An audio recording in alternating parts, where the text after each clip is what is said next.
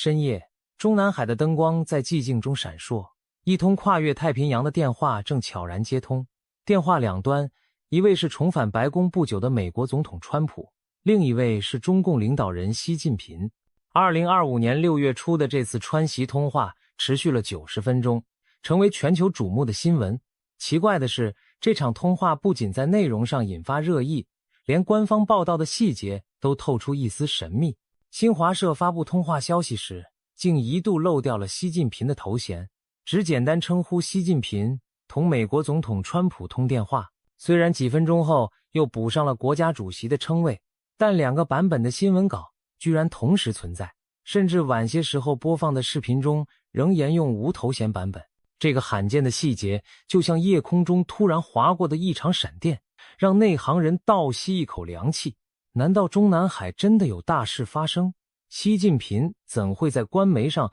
被降级称呼？一时间，关于习近平大势已去的传闻甚嚣尘上，中南海酝酿海啸的惊人说法开始在坊间流传。要知道，在高度集中的中国政坛，官媒措辞是极其讲究的，每个称呼都有讲究。新华社这样的央级喉舌出错的概率微乎其微，更何况是漏掉最高领导人的头衔。许多人立刻怀疑，这绝非简单失误，而是某种刻意释放的政治信号。有人打趣说，难道是哪位黑客潜入新华社编辑部，故意按下删除键？当然，真实原因可能更复杂。评论人士分析，新华社不可能自作主张改称呼，背后一定有高层受益。这种异常信号或许是在暗示习近平的权力地位出了问题，他也许正在被架空。一位熟悉内情的观察家甚至形容，这像是中共权力暗战中的一枚信号弹，在党内各派的夜空中炸响，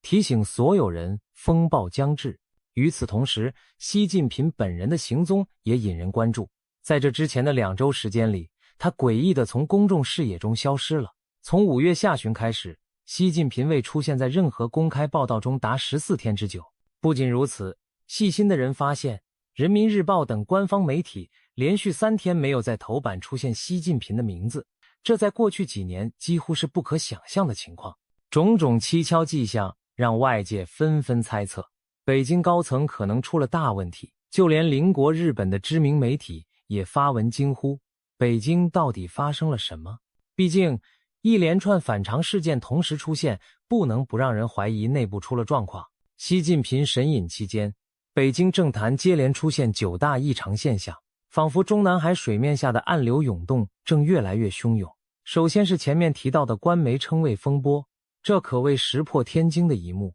接着5月份中共中央政治局是否开会成谜。按照惯例，中央政治局每月都应该召开会议，但官方迟迟没有发布5月会议的消息。一种可能是会议照常举行，但内容过于敏感，未予披露。另一种更惊人的可能，则是根本没开会。如果连政治局会议都被搁置，说明习近平面临的麻烦之大超出寻常，甚至无暇按常规处理党务。还有更直接的异常，就在香格里拉对话这样的重要国际安全会议上，中国的新任国防部长董军罕见地缺席了。本来在中美关系紧张的节骨眼上，国防部长理应出席这种场合，阐述中方立场，可他却爽约了。分析人士猜测，或许北京高层担心军方有人事震荡，需要董军留守坐镇，否则实在难以解释这种反常安排。更离奇的是，会议期间中共军网突然撤下了中央军委委员苗华的名字，没有任何解释。同一时间，现任中央军委副主席何卫东行踪不明，而习近平一手提拔的前军委副主席许其亮也在6月初突然病逝，官方通报称是因病去世，但时机之巧令人浮想联翩。短短几周内，军队高层有人缺席国际会议，有人被除名，有人离奇去世，还有大将销声匿迹。如此多的异象交织在一起，不禁让人怀疑中国军方内部是否正在经历一场震荡。毕竟军权变动往往和权力斗争紧密相关，如果连军队都不稳，中南海的政治海啸恐怕离正式掀起就不远了。这些迹象引发了一个大胆的推测，习近平是不是已经大权旁落，他的时代走到了头？海外中文媒体和评论人士开始热议习近平大势已去这一话题。一些消息来源声称，中共党内元老和高层已经对习近平的不满积累到了临界点，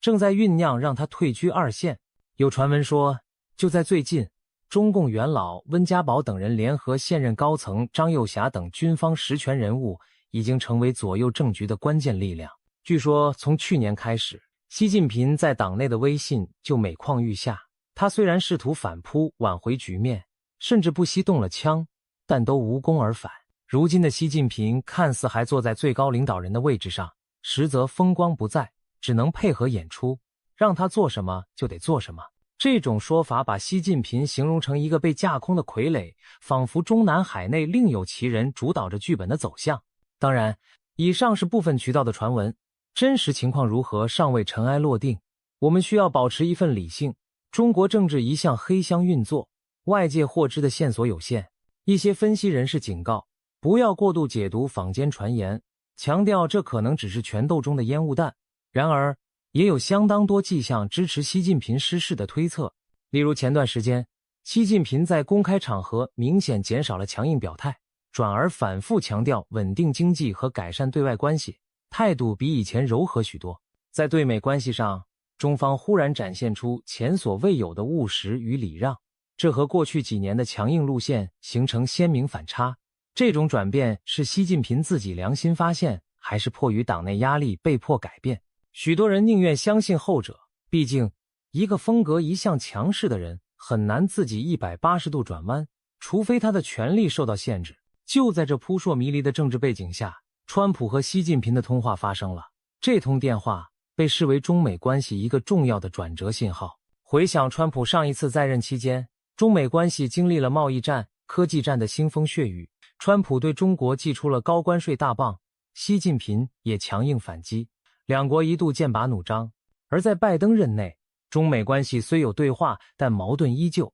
尤其美方对中国高科技实施严格出口管制，双方几乎走上经济脱钩的边缘。如今历史仿佛开了个玩笑，川普2025年初重返白宫，再度执掌美国对华政策。而他上任后的头几个月里，美中之间居然迅速重启了高层对话，还在日内瓦秘密进行了经贸谈判并达成初步共识。这次川习通话正是在这样的背景下应运而生。据白宫方面透露，双方进行了一次非常好的谈话，重点讨论了稀土供应和中美贸易协议问题。简单的说，双方似乎都释出了善意。中方承诺解决美方关切的稀土供应问题，美方则愿意在贸易协议上做出让步。川普甚至兴奋地在社交媒体上表示，稀土问题完全解决了，还表示期待不久的将来访问中国，再次与习近平面对面会晤。看起来，久违的中美蜜月似乎有望重现。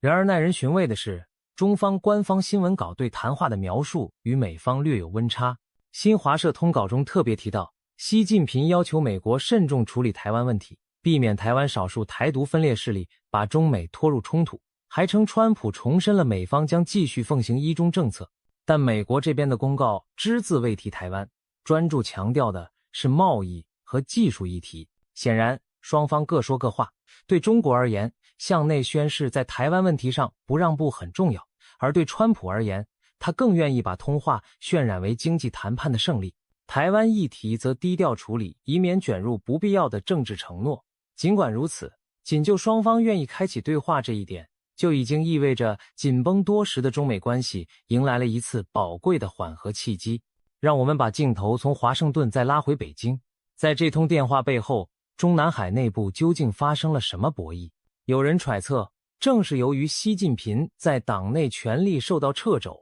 中国才改变强硬路线，主动向美国示好。因为对于北京的实权派们来说，当下中国经济下行压力巨大，内外困难叠加，已经玩不起对美全面对抗的豪赌。他们希望稳定外部环境，集中精力应对国内的乱局。因此，我们看到中国近期在外交上连连释放缓和信号，对美态度软化，对欧洲、日本也试图修补关系。这一系列动作看起来更像是实用派官员的作风，而非习近平过去那种充满意识形态、强硬挂帅的风格。那么习近平本人在这场权力斗争中是什么处境？如果传闻属实，他很可能已经失去了对中共高层的绝对控制，一些重大决策需要妥协，甚至由他人拍板。比如此次中美日内瓦经贸谈判的牵头人何立峰被视为习的经济亲信，但也有分析指出，正因为让何立峰出面，显示习近平仍在其中保有一定影响力，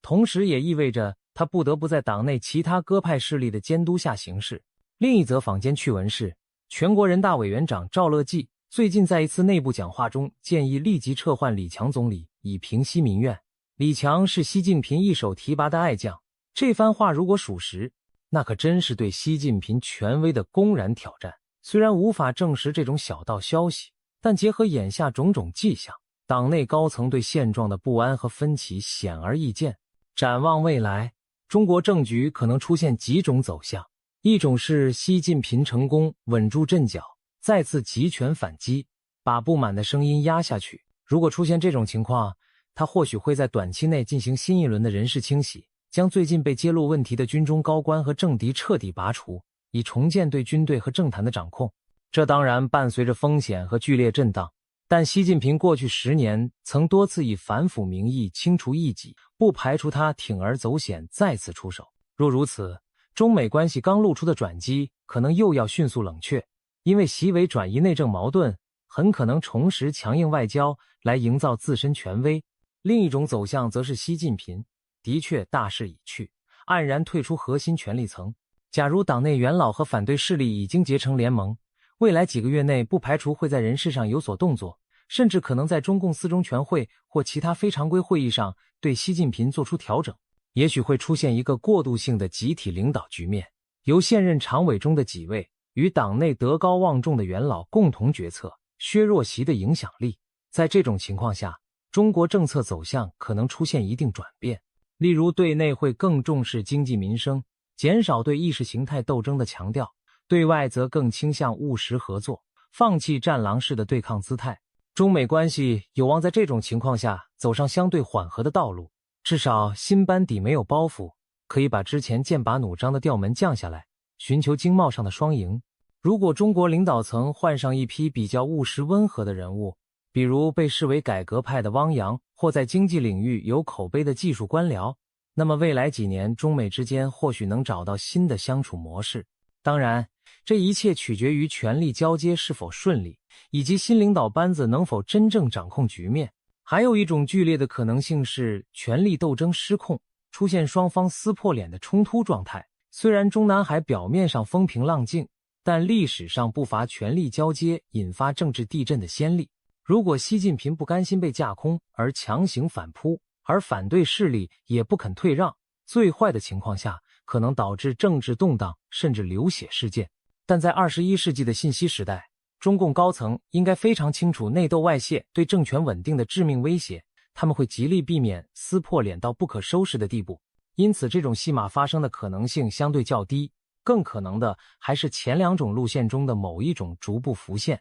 无论内部博弈如何发展，中国的经济和外交走向都已经受到这场权力斗争的影响。经济层面看，近年来中国经济增速放缓，青年失业率攀升，房地产和地方债务问题丛生，急需稳定信心。习近平过去强调的国进民退、共同富裕等政策，让资本市场神经紧绷，一些企业家选择观望甚至外逃资产。如果新舵手上位，可能会适度纠偏这些政策，以恢复民营经济的信心。因此我们已经看到风向有些转变，监管部门对科技产业的高压有所缓和，对民营企业喊话支持的调门提高，甚至谈起鼓励平台经济发展了。可以说，权力斗争逼出了改革派的声音，经济务实派正在乘势而起。如果中南海的海啸最终带来的是政策调整，对中国经济反而可能是场及时雨。毕竟没有稳定的经济，任何政权都难以长久稳固。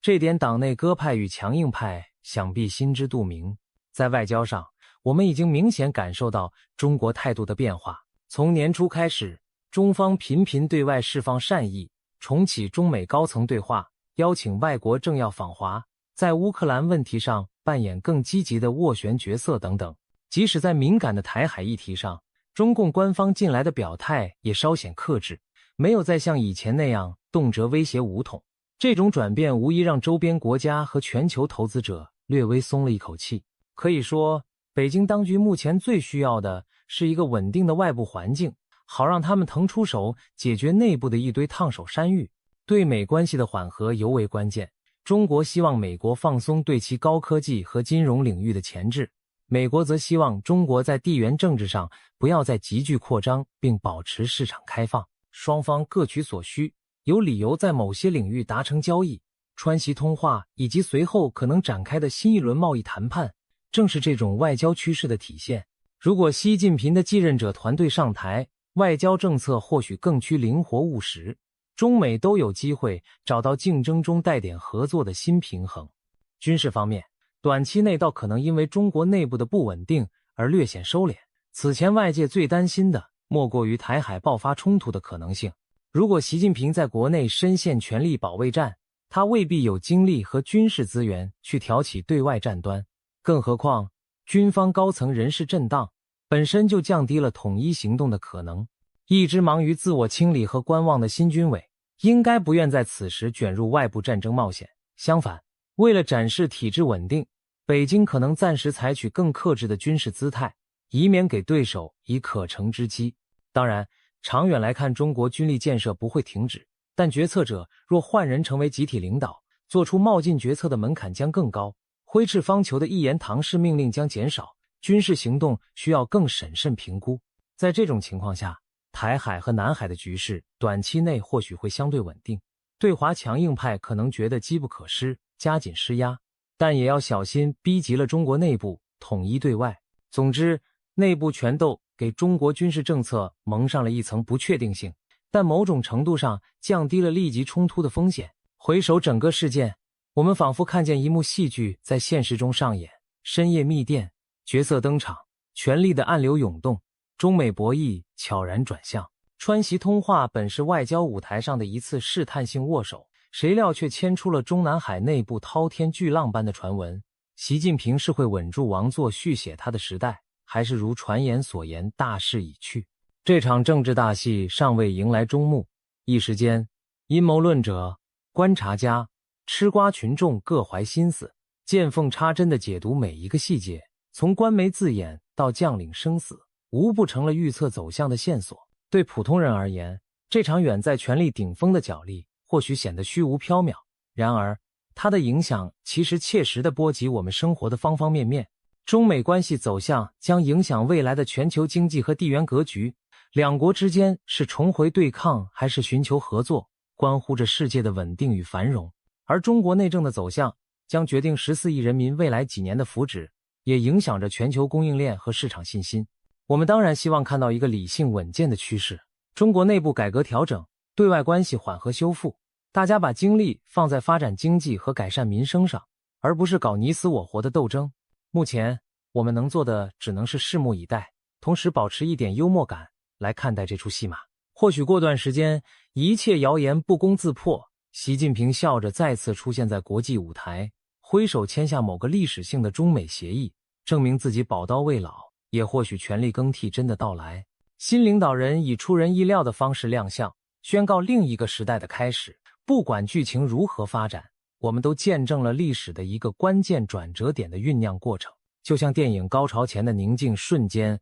让人屏息以待下一幕的到来。最后用一句戏谑的比喻作结，中南海的茶壶里现在装的不只是茶，还有即将翻涌的巨浪。我们这些看客就好比坐在沙滩上的人，远远望着海平面起伏，等待传说中的那场政治海啸究竟会不会登陆。我们拭目以待，同时也期待风浪过后能见到更晴朗的天际。正所谓大戏开场，且让我们一边吃瓜一边见证历史吧。